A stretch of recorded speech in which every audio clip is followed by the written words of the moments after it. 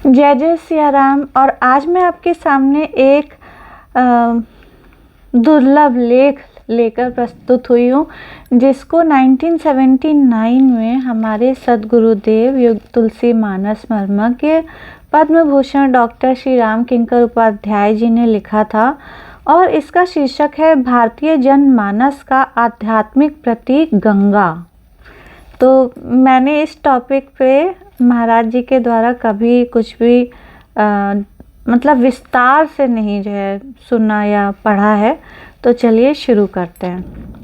भारतीय पुराणों में देव नदी गंगा के उद्भव और अवतरण की गाथा विराट के चरणों में व्यक्ति के अहम के समर्पण और लोकहित की भावना का प्रतीकात्मक आख्यान है।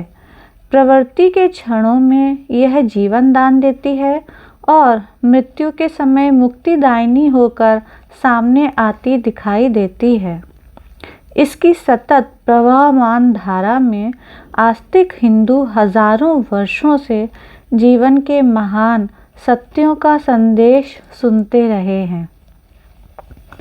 भारतीय संस्कृति के समग्र स्वरूप की व्याख्या के लिए यदि एक ही उपयुक्त शब्द की खोज की जाए तो वह शब्द होगा गंगा। बहिरंग दृष्टि से संभवतः यह अतिशयोक्ति प्रतीत हो। भारत की भूमि पर प्रवाहित होने वाली सहस्त्रों सरिताओं में गंगा भी एक है। फिर उसमें ऐसी क्या विलक्षणता है कि उसे अन्य नदियों से भिन्न माना जाए। भौगोलिक दृष्टि से भले ही गंगा एक सरिता मात्र हो, हिंदू श्रद्धा उसे मात्र नदी मानने को प्रस्तुत नहीं। इसी भावना को अपने शब्दों में भारतीय संस्कृति के अमर गायक महात्मा तुलसी ने अभिव्यक्ति दी। मानस का एक संवाद है जहाँ रावण ने अंगद के समक्ष राम की समस्त सेना के सुभटों का उपहास किया। फिर भी वह स्वयं को हनुमान जी की प्रशंसा करने से ना रोक सका।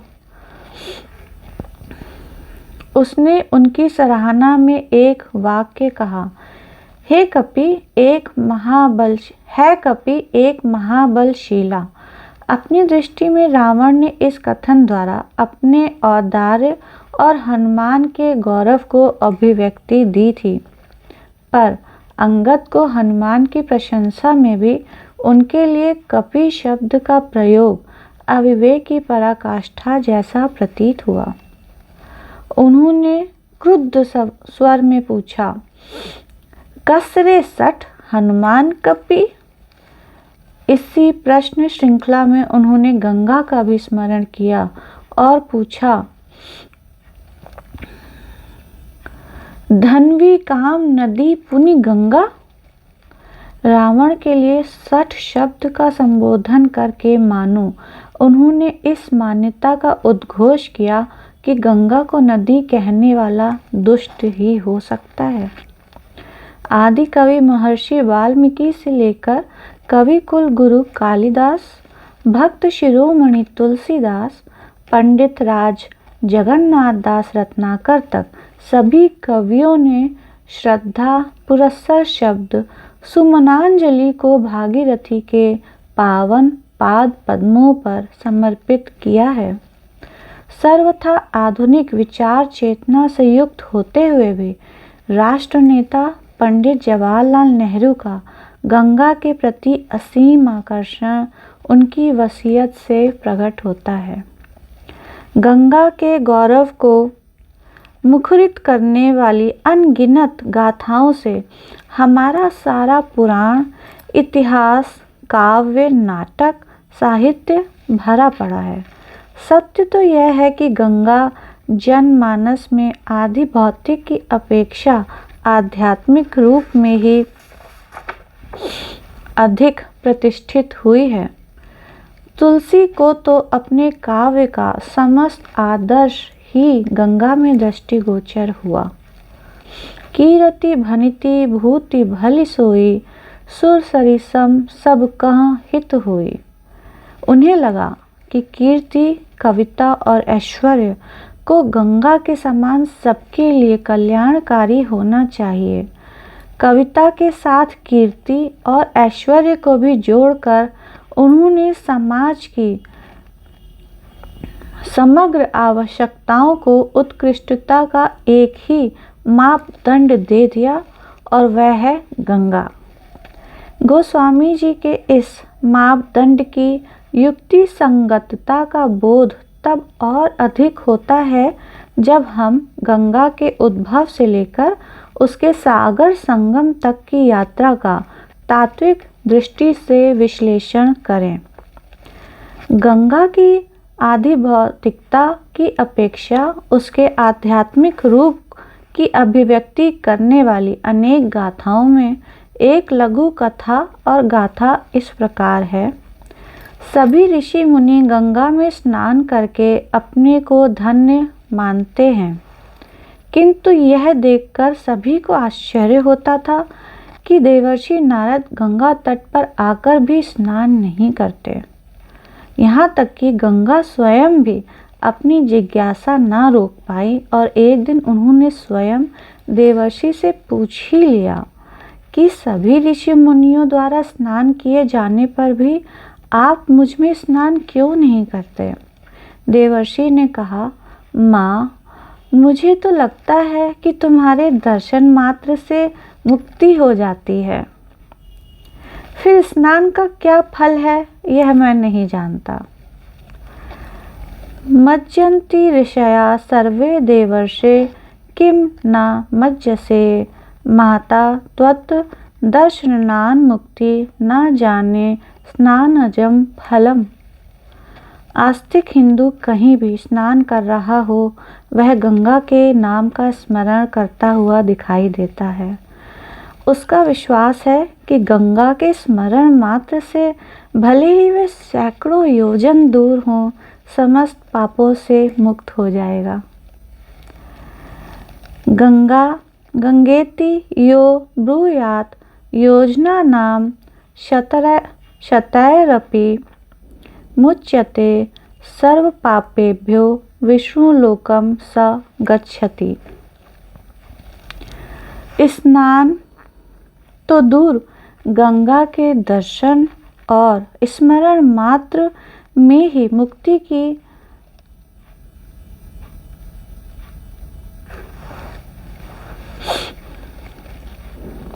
उपलब्धि करने वाला हिंदू हजारों वर्षों से गंगा की अनवरत प्रवाहित धारा में जीवन के महान सत्यों का संदेश सुनता रहा है।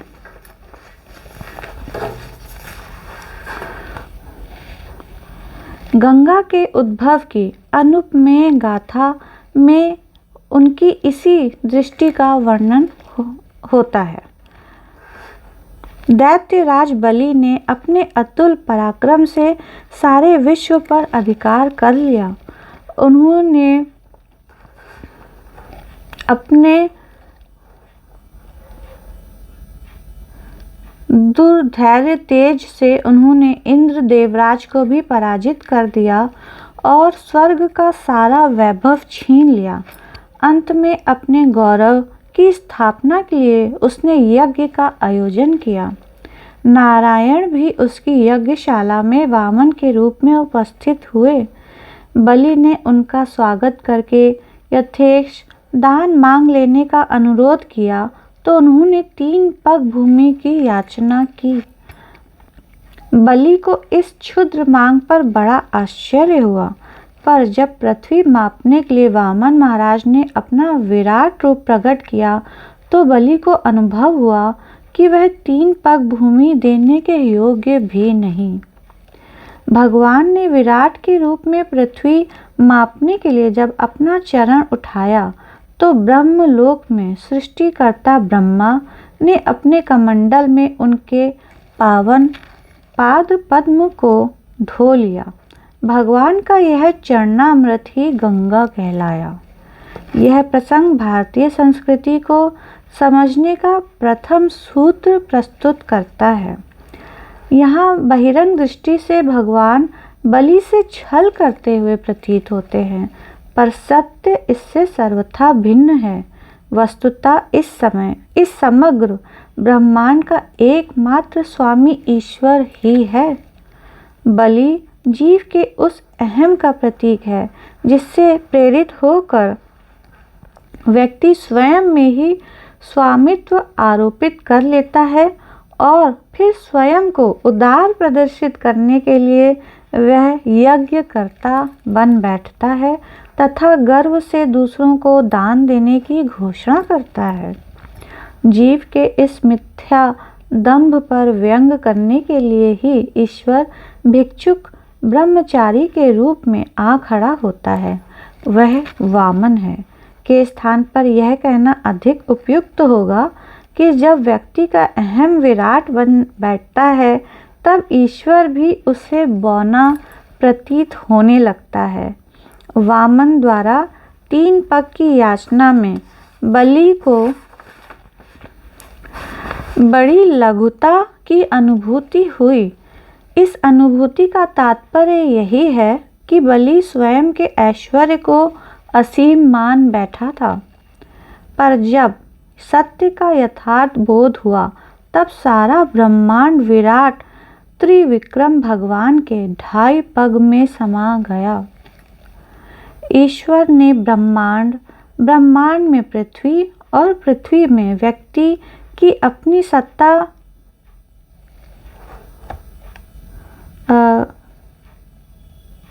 का गणित ऐसा है जो जीव के अहंकार को खंडित करने के लिए यथेष्ट है। ब्रह्मा को हिंदू धर्म सृष्टिकर्ता के रूप में स्वीकार करता है। वह वेद वक्ता और समष्टि बुद्धि का प्रतीक है। अहंकार शिव, बुद्धि अज, मन शशि, चित्त महान, मनुज रूप सचराचर रूप राम भगवान। ब्रह्मलोक को ब्रह्मांड के शीर्ष में स्थित स्वीकार किया गया है। जब ईश्वर के चरण का अंगुष्ठ वहां पहुंचता है तब उसे सृष्टिकर्ता ब्रह्मा अपने कमंडलू में धो लेता है। यह विवेक की चरम स्थिति है। भले ही लोकमानस ब्रह्मा को सृष्टिकर्ता का सम्मान प्राप्त हो, पर सच्चा विवेकी स्वयं को इस भ्रांति से सर्वथा मुक्त रखता है। कमंडलू का जल वस्तुतः विचार का प्रतीक है, जो अपने अहम को प्रभु के चरणों में अर्पित कर देता है। ईश्वर के चरणों में अर्पित होते ही अहंकार की यह वृत्ति परम पावन होकर लोक वंदिता हो जाती है।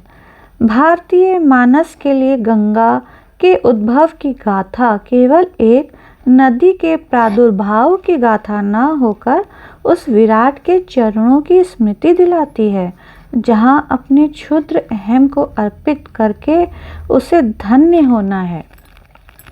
यह क्षुद्र अहम ही तो है जो व्यक्ति को अपावन और ससीम बना देता है। अहम की विस्मृति ही सच्ची मुक्ति है। इसलिए नारद को गंगा के दर्शन मात्र से मुक्ति का बोध होता है। उक्त गाथा के अनुसार भगवती गंगा के प्रादुर्भाव के क्षणों में ही बलि का अहम भी प्रभु के चरणों में अर्पित हो जाता है। 2.5 पग में समस्त ब्रह्मांड को नापकर शेष आधा पग न मिलने पर भगवान ने क्रोध का अभिनय करते हुए बलि को पाश में बांध दिया। अचानक बलि में सद्बुद्धि का उदय हुआ और उसने त्रिविक्रम भगवान से प्रार्थना की कि आधे पग में वे स्वयं उसे ही माप लें। मंद स्मृति अपनी प्रसन्नता प्रकट करते हुए नारायण बलि के मस्तक पर अपने श्री चरण रखकर उसे नाप लेते हैं और पाश मुक्त करते हुए आज्ञा देते हैं, उठो वत्स, दान पूरा हुआ। इसमें मैं यहाँ ये कहना चाहूँगी कि थोड़े से यहाँ पर मिसप्रिंट्स हैं, तो मुझे समझ में नहीं आ रहा, इसीलिए मैं बीच बीच में थोड़ा सा अटक जाती हूँ, तो उसको आप ध्यान मत दीजिएगा। इस कथा में निहित संकेत यही है कि पाप ही नहीं पुण्य और सत्कर्म भी बंधन के हेतु बन सकते हैं, क्योंकि प्रत्येक पुण्य के मूल में अहम रहता है। सारे ब्रह्मांड का दान अधूरा है। अहम का ईश्वर के प्रति अर्पित होना ही दान की पूर्णता है। इस तरह ब्रह्मलोक में विश्ववंद्य ब्रह्मा और दैत्यराज बलि द्वारा सात्विक तथा राजस अहंकारों के अर्पण की गाथा बुद्धि और वैभव दोनों स्वामित्व के परित्याग को भी सूचित करती हैं। पर यह तो गंगा के उद्भव की गाथा है। उनके अवतरण की प्रक्रिया लोकमानस के अधिक निकट है। उद्भव में निहित दर्शन विशिष्ट व्यक्तियों के लिए है, पर भगवती भागीरथी के अवतरण में साधारण जन के लिए विश्वास और आशा का संदेश है। चिन्मय ब्रह्मलोक से उतरकर मर्त्य भूमि में प्रवेश करने वाली गंगा ही जनमानस को अधिक आकृष्ट करती, यह नितांत स्वाभाविक था। अवतरण की गाथा इस प्रकार है। महाराज सगर ने अनेक अश्वमेघ यज्ञ किए थे। उनके अंतिम यज्ञ का अश्व देवराज इंद्र चुरा ले गया, जिसे खोजने के लिए महाराज सगर के 60,000 पुत्र 10 दिशाओं में घूमने लगे। कहा जाता है कि इस प्रयास में उन्होंने अपने नखों से ही भूमि खोद डाली, जो समुद्र बन गया। सगर पुत्रों के द्वारा निर्मित होने के कारण ही उसका नाम सागर पड़ा। समुद्र खनन के समय सगर पुत्रों ने एक वृक्ष के नीचे समाधिस्थ भगवान कपिल को देखा। उनके पास ही अश्वमेघ का अश्व भी बंधा हुआ था। अविवेकी सगर पुत्र भगवान कपिल को ही चोर समझकर उन्हें दुर्वचनों से संबोधित करने लगे। फलता भगवान कपिल ने जैसे ही नेत्र खोलकर उनकी तरफ देखा, वे सब भस्म होकर राख की ढेरी बन गए। कपिल के अनादर से भस्म हुए इन राजपुत्रों के उद्धार के लिए गंगावतरण की आवश्यकता अनुभव की गई, किंतु गंगा का ब्रह्मलोक से मर्त्यलोक में अवतरण असंभव सा प्रतीत हो रहा था। सगर के पौत्र अंशुमान और फिर दिलीप की तपस्या भी गंगा को पृथ्वी पर लाने में सफल नहीं हुई। यह महान कार्य संपन्न हुआ भागीरथ के हाथों, जिन्होंने अपनी तपस्या से न केवल गंगा को अपितु भगवान शिव को भी प्रसन्न कर लिया। क्योंकि प्रश्न केवल गंगा अवतरण का ही नहीं, उन्हें धारण करने का भी था। आध्यात्मिक अर्थों में इस कथा में प्रवृत्ति और निवृत्ति मूलक जीवन के दो दर्शनों के संघर्ष की छाप है। अश्वमेघ यज्ञ सकाम कर्म की परंपरा का सर्वोत्कृष्ट प्रतिनिधि है। इसी यज्ञ द्वारा देवराज इंद्र का पद प्राप्त होता है, जो सकाय व्यक्तियों की दृष्टि में सुख का सर्वोत्कृष्ट प्रतीक है। सगर द्वारा किए जाने वाले इस यज्ञ से इंद्र का उद्विग्न होना स्वाभाविक था। प्रवृत्ति परायण व्यक्तियों में अपने स्वार्थ संरक्षण की दृष्टि से संघर्ष का होना अस्वाभाविक नहीं कहा जा सकता। देवराज इंद्र भी इसका अपवाद नहीं। दूसरी ओर सगर के पुत्रों की 60,000 संख्या प्रवृत्ति विस्तार की बहुलता को सूचित करती है। नख से ही समुद्र खोद डालना असंभव को भी संभव बना देने वाले प्रबल पुरुषार्थ की गरिमा को प्रकट करता है। दूसरी ओर सांख्य शास्त्र प्रणेता भगवान कपिल निवृत्ति मार्ग के परमाचार्य हैं, जिन्होंने बाल्यावस्था में ही अपनी माता देवहूति तक को निवृत्ति की दिशा में प्रेरित किया। जिनकी दृष्टि में प्रकृति से उदासीन पुरुष का आत्मस्थ हो जाना ही पूर्णानंद की उपलब्धि है। समाधि प्रकृति से उदासीन आत्मस्थ साधना की प्रक्रिया है। कपिल जैसे महापुरुषों का किसी से कैसा संघर्ष, पर प्रवृत्ति परायण उन्हें भी संदेह की दृष्टि से देखता है। फलता निवृत्ति की ज्ञान अग्नि में प्रवृत्ति परायण प्राणियों का भस्म हो जाना सर्वथा युक्ति संगत है। पर प्रवृत्ति और निवृत्ति के इस संघर्ष में निवृत्ति की व्यक्तिगत विजय होने पर भी सृष्टि में प्रवृत्ति परायण व्यक्तियों की ही बहुलता रहेगी। कर्म से विरत होकर निवृत्ति में मुक्ति तो सहज ही है, पर प्रश्न तो यह है कि प्रवृत्ति में कर्म करते हुए मुक्ति की संभावना है या नहीं। भगवान कपिल देव ने स्वयं निवृत्ति परायण होते हुए भी सगर के पौत्र अंशुमान को लोक कल्याण के निमित्त गंगा पृथ्वी पर लाने की आज्ञा दी। यह भगवती गंगा ही है जो प्रवृत्ति और निवृत्ति के दो समानांतर कगारों को अपने पावन जल से रस सिक्त बना देती हैं। उनके लिए प्रवृत्ति और निवृत्ति जीवन के दो छोर हैं। वे प्रवृत्ति के क्षणों में जीवन दान देती हैं। व्यक्ति उनकी सुशीतल गोद में क्रीड़ा करता हुआ श्रम और मलिनता से मुक्ति पा लेता है। उनकी तरल तरंगायित भुजाओं के द्वारा फैलाई गई मृत्तिका में थोड़े बीज डालकर अनायास अन्न ब्रह्म को पा लेता है। पर जीवन इतना ही तो नहीं। जीवन के अंतिम क्षणों में भी हिंदू गंगा जल की एक बूंद अपने मुख में पड़ता देखना चाहता है। जीवनदायिनी गंगा उस समय मुक्तिदायिनी होकर सामने आती दिखाई देती है। फिर उन्हीं के तट पर उसका शरीर चिताग्नि में दग्ध होकर भस्म के रूप में उनकी अजस्र धारा में समा जाता है। जीवन काल में वह पार पाने के लिए डूबता था और आज पुनः डूबकर अनंत जीवन के चिर आलोक से एकाकार हो जाना चाहता है।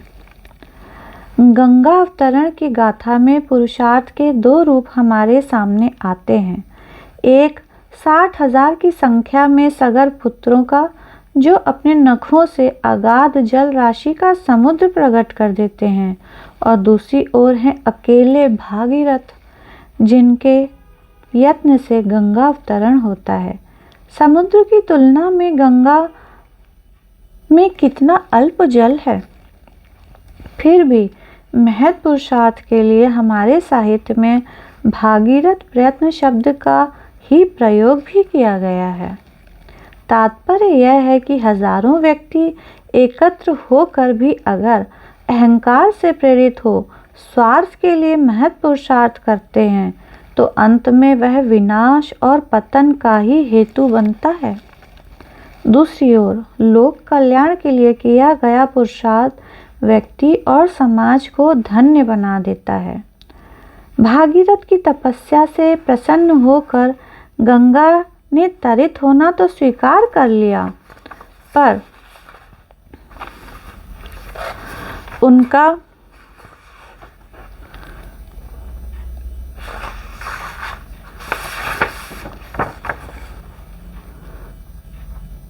कहना था कि मर्त्यलोक में अवतरित होते समय उनकी वेगवती धारा को धारण कर पाना कठिन होगा। यदि उन्हें पृथ्वी पर धारण कर पाना संभव ना हुआ तो वे रसातल की ओर चली जाएंगी। चिन्मय ब्रह्मा के कमंडलू में अमर लोकवासिनी गंगा ने यह बात भागीरथ की निष्ठा को जांचने के लिए कही थी। भागीरथ इस परीक्षा में पूरी तरह सफल रहे और उन्होंने भगवान शिव को प्रसन्न कर उनसे गंगा को धारण करने की प्रार्थना करी। आशुतोष ने इसे स्वीकार कर लिया। इस तरह से ब्रह्मा के कमंडलू से चलकर गंगा कैलाश के शिखर पर आसीन देवाधिदेव शिव के जटाजूट में समा गईं। एक ओर गंगा मृत्युलोक में नीचे की ओर उतर रही थीं, तो दूसरी ओर भगवान विष्णु के चरणों से अभिव्यक्त होकर ब्रह्मा के कर कमलों में स्थित कमंडलू में और वहां से भगवान भूत भावन शिव के मस्तक पर जा सुशोभित हुई। यह मानो एक दृष्टि से ऊर्ध्वगमन था। ब्रह्मा विष्णु महेश के रूप में त्रिमूर्ति ईश्वर की भावना हिंदू धर्म की प्रिय मान्यता है। सृजन, पालन और संहार, रज, सत्व और तम ईश्वर के ही रूप हैं, और यह गंगा ही है जो त्रिविध रूपों में विद्यमान है। ब्रह्मा यदि मूर्तिमान विवेक हैं, तो शिव हैं घनीभूत विश्वास। भवानी शंकरो वंदे श्रद्धा विश्वास रूपिणो याभ्याम विना न पश्यन्ति सिद्धा स्वांता स्तमीश्वरम। यदि गंगा ब्रह्मलोक में बुद्धि के चरमोत्कर्ष में विद्यमान थीं, तो मर्त्यलोक में उन्हें विश्वास में पाया। यह जीवन की आस्था ही है जो मनुष्य के मरण धर्मा होने पर भी उसे अमृतत्व की दिशा में उन्मुख करती है। सर्प और विष के बीच स्थित नीलकंठ शंकर ही उसे अशिवत्व में शिवत्व का संदेश देते हैं। गंगा हिमालय से प्रवाहित होती हुई सागर में जाकर विलीन हो जाती है। जिधर से वे निकली वहीं की धरती धन्य हो गई। सारा गंगा तट ही पुण्य तीर्थ बन गया, पर उनमें भी 3 स्थानों हरिद्वार, प्रयाग और गंगा सागर को विशेष गौरव प्रदान हुआ। यदि इन स्थानों में हरिद्वार के स्थान पर गंगोत्री का नाम होता तो शायद यह भौगोलिक वर्णन प्रतीत होता, किंतु गंगोत्री के स्थान पर हरिद्वार के चुनाव के पीछे एक विशिष्ट भावनात्मक संदेश छिपा हुआ है। भौगोलिक दृष्टि से गंगा का मूल उद्गम गंगोत्री के निकट गोमुख नाम के स्थान में है। यह यात्रा पथ दुर्गम और कष्ट साध्य है। वहां तक पहुंचकर गंगा का दर्शन करना बिरले व्यक्तियों के लिए ही संभव है। गिरिराज हिमालय की ऊंचाइयों से उतरकर हरिद्वार में गंगा प्रत्येक व्यक्ति के लिए सुलभ हो जाती है। इस तरह सुलभता के रूप में संस्कृति का प्रथम सूत्र हमें उपलब्ध होता है। मानस में सीता को भी गंगा के रूप में ही देखा गया है। राजर्षि जनक ने चित्रकूट की पावन वनस्थली में तपस्विनी सीता को देखा और उन्हें गंगा की याद हो आई। तापस बेश जनक सिय देखी, भयउ प्रेम परितोष विषेखी। पुत्री पवित्र किए कुल दोऊ, सुयस धवल जग कह सब कोऊ। गंग अवनि थल तीनि बड़ेरे, तय किए साधु समाज घनेरे। अयोध्या की वैभव भूमि का परित्याग कर राम के साथ वन वन भटकती वल्कल वस्त्र धारिणी सीता और उसकी भी चरम परिणति स्वरूप लंका विजय के उपरांत वानरों के बीच सुशोभित जगत जननी की मूर्ति गंगा की ही सुलभता का दर्शन कराती है।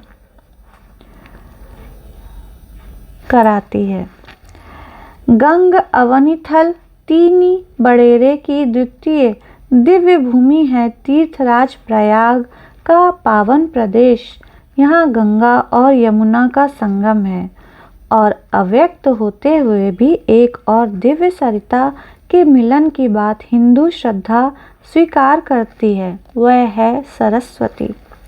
गंगा, यमुना और सरस्वती के मिलन का यह केंद्र अपने आप में समन्वय के तत्व को प्रकट करता है। गंगा की धवलिमा, यमुना की श्यामलता और सरस्वती की अरुणिमा अगोचर मिलकर यहाँ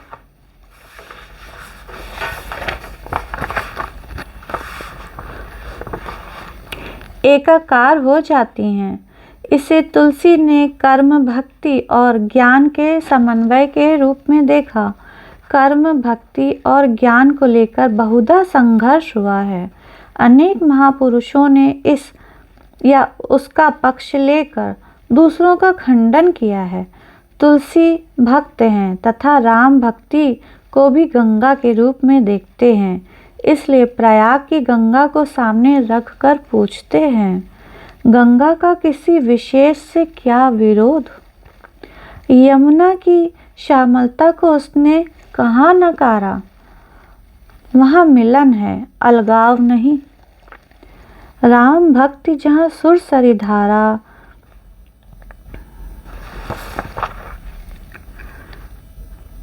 सरसक ब्रह्म विचार प्रचारा, विधि निषेध में कलिमल हरनी, करम कथा रविनंदनी बरनी। सामाजिक जीवन में विविधता का होना स्वाभाविक ही है। एकता के प्रति आग्रह ही कभी कभी संघर्ष का हेतु बन जाता है। समन्वय की स्वीकृति ही इस संघर्ष को समाप्त करने का सर्वश्रेष्ठ साधन है। तुलसी की काव्य गंगा में यह समन्वय साधना पग पग पर परिलक्षित होती है। मानस के प्रारंभ में ही पार्वती के द्वारा अवतार के उद्देश्य की जिज्ञासा का उत्तर देते हुए गंगाधर ने एक सूत्र सामने रखा, हरि अवतार हेतु जेहि होई, इद मिथम कही जाई न सोई। त्रिभुवन गुरु होते हुए भी शिव ने यह ऐसा ही है का दावा करना स्वीकार नहीं किया। इदम इथम का दावा ही संघर्ष का सबसे बड़ा हेतु है। इद मिथम का दावा छोड़ देने पर उसकी परिणति समन्वय में होनी सहज है। विचार, भावना और व्यवहार सभी क्षेत्रों में समन्वय का तत्व लोक कल्याण के लिए अपेक्षित है। श्याम और गौर विरोधी नहीं, अपितु एक दूसरे के पूरक हैं। इसलिए गंगा और यमुना की भांति सीता और राम भी गौर श्याम हैं।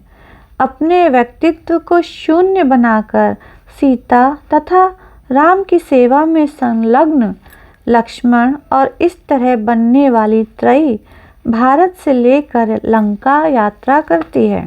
निषाद राज गुह, कपिराज सुग्रीव और राक्षस राज विभीषण की मैत्री और अंत में लोक मंगलकारी राम राज्य की स्थापना राम की समन्वय वृत्ति की ही सूचिका है।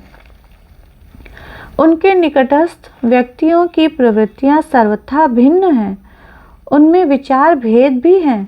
फिर एक प्रेम सूत्र में आबद्ध सभी पात्र एक महत आदर्श की भी पूर्ति के लिए कार्य कर रहे हैं। लक्ष्मण की अदम्य तेजस्विता तथा भरत की नम्रता से भरा हुआ मधुर स्वभाव पृथक प्रतीत होते हुए भी राम प्रेम की पावन भूमि में नव प्रयाग की सृष्टि करते हैं। गंगा के गौरव से पावन होने वाली तृतीय भूमि है गंगा सागर तीर्थराज। प्रयाग में गंगा द्वारा यमुना को अपने में समेट लिए जाने को स्वार्थपरायण व्यक्ति एक भिन्न रूप में भी देख सकता है। उसे गंगा के औदार्य में भी स्वार्थपरता का दर्शन हो सकता है। वह कह सकता है कि इस मिलन में यमुना को क्या मिला।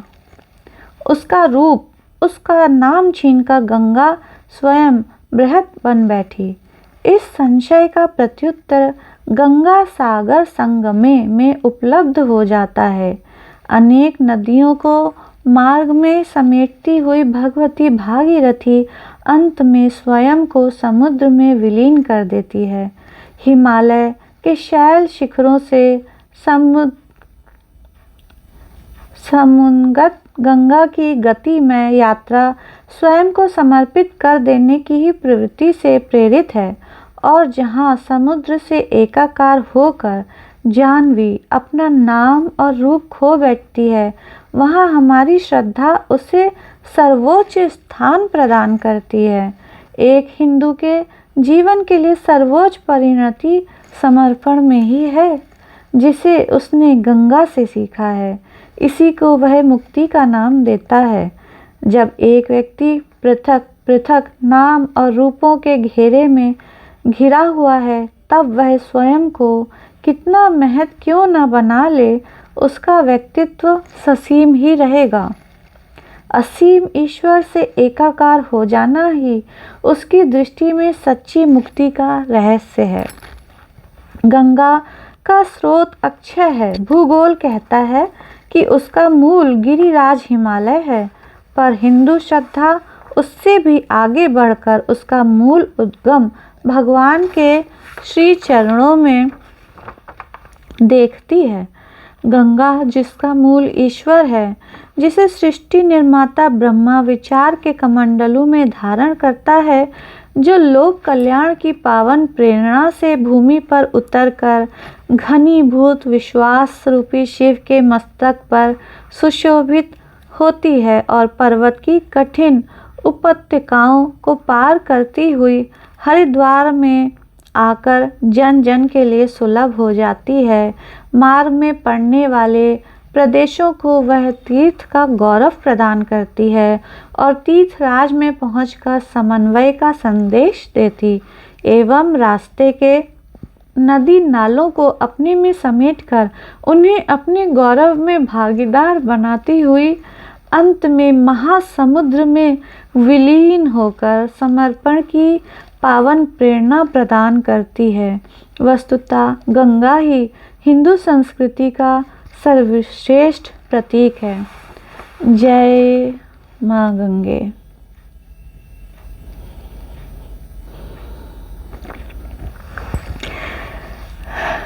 आशा है कि आपको महाराज जी का यह दुर्लभ लेख बहुत प्रियकर लगा होगा और गंगा को एक नदी के रूप में ही नहीं, आप पूरी जो ये भावना व्यक्त करी गई है उसको आप हृदयंगम कर सकने में सफल होंगे और आपकी श्रद्धा और विश्वास गंगा जी के प्रति और भी बढ़ेगी।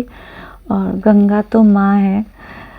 मैं इस लेख में अलग से और जोड़ना नहीं चाहती हूँ, नहीं तो महाराज जी की जो अभिव्यक्ति है उसमें खलल पड़ जाएगा। तो आपको यह लेख कैसा लगा अवश्य शेयर करिए और मुझे बहुत खुशी है कि यह दुर्लभ लेख मैं आप लोगों तक पहुंचा पाई। इसी के साथ विदा लेती हूं और विदा लेने से पहले एक बार और आपसे क्षमा मांगती हूं क्योंकि थोड़ा सा मिसप्रिंट है और शायद कुछ हिंदी के शब्द ऐसे भी हैं जो मैंने पहले नहीं यूज़ किए, तो मुझे उसकी उतनी नॉलेज नहीं है, इसलिए 19-20 गलती हुई है और मैं बहुत बहुत क्षमा प्रार्थी हूँ। तो इसी के साथ आपसे विदा लेती हूँ। बोलिए सियावर रामचंद्र की जय। बोलिए सद्गुरुदेव भगवान की जय। सद्गुरुदेव भगवान अमर हैं। जय जय श्री सीताराम। बोलिए गंगा मैया की जय।